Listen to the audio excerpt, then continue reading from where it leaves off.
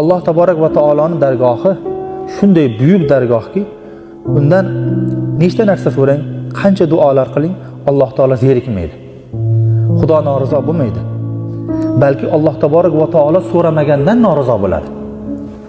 Hadis sharifda keladi, payg'ambarimiz sollallohu alayhi vasallam aytdilarki, "Man lam yas'alillah yaghdab alayhi." Kim Xudodan so'ramasa, Xudo g'azab qiladi dedilar.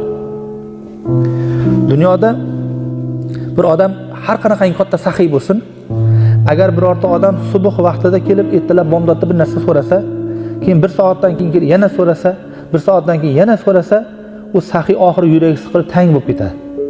Aytar, "Nima sen meni arqamdan yopishib olding?" deydi.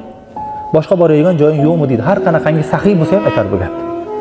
Lekin Alloh jalla shanuhuning muomalasi, o'zini bandasi bilan qiladigan ishlari shuki, banda qancha so'rasa Xudoga shuncha yoqaveradi.